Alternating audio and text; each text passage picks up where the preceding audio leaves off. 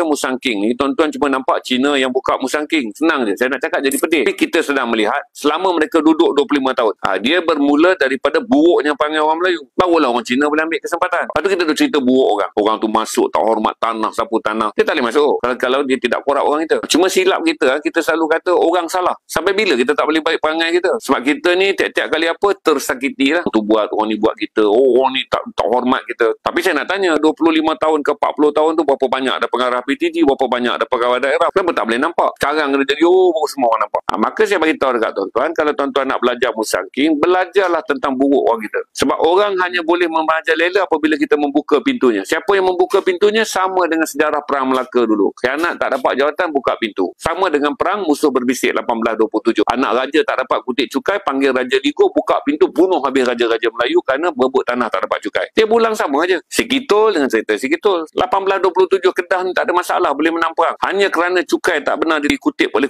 yang mendapat mandat di Perai. Dia marah. Marah berurusan dengan Thailand. Satu hari akan ada majlis kahwin, aku akan buka pagar, kau datang, kau masuk, buat menyamar. Aku akan bagi queue kat kau bila waktu orang balik kahwin dan orang dah berehat di rumah. Kita dalam perang musuh berbisik, hampir tak bersultan dari Kedah tu. 21 tahun. Sultan Kedah ni kena hidup dalam pembuangan, lari beri perintah daripada tanah luar. Semua pengkhianatan. Jadi tiap-tiap kali ni kita boleh berlaku. Kita rasa orang khianat kita, lambat belajar. Tak bolehlah main sentimennya. Masalahnya kita ni, kita tak suka satu bangsa lain lebih baik daripada kita. Kita duk salahkan bangsa tu, baiki diri kita tak nak. Macam saya kata tadi, semua benda yang kita hilang tidak pernah dirampas oleh kebedaban mereka. Semua benda yang kita hilang adalah kerana kita dikorup. Semua benda yang kita hilang tak dirampas oleh mereka. Semua benda yang kita hilang kerana kita korup. Maka baikilah diri kita. Sekarang ni kan kita duk cerita pasal kes tanah ni, semua pasal dia nak ambil. Kita tak kaji tentang kita yang memberi ni, kita yang bagi. Maka kita kena belajar lah. Berarti keburukan orang Melayu ini adalah gilakan wang dan dia mulah dirasuah. Maruahnya sangat rendah. Maka hendaklah lepas ni kena diperbaiki. Pendidikan maruah ni, tuan-tuan pun tak cakap pendidikan maruah di rumah kecuali pendidikan kemegahan. Kau belajar raja ni mak, jaga nama baik ayah.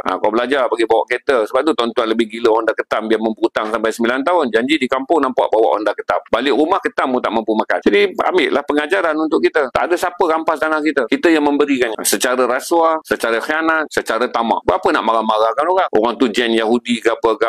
Kita jen apa? Kalau Dajjal tu datang menawarkan kepada kamu harta benda. Dajjal datang. Ni dalam buku ni kan. Dajjal datang. Kata Syekh Abdul Hasan An-Nadwi. Tidaklah Dajjal tu datang kecuali ketika orang Islam ni telah disemai pada kegilaan harta. Tu belum Dajjal lagi. Dajjal mata satu. Yang sekarang mata sepit. 1000 hektar tanah kita bagi sebab tarikan duit. Belum datang mata satu. Kalau mata satu saya tak tahu lah. Sebab tu saya beritahu dekat tuan-tuan. Kenapa saya stream dengan tuan-tuan dan saya sangat straightforward. Kerana benda-benda ni kita takut nak cakap. Kita ni, kita hidup dengan sifat adalah salah siapa. Jadi bila salah siapa ni, sampai bila kita takkan tanya salah kita kat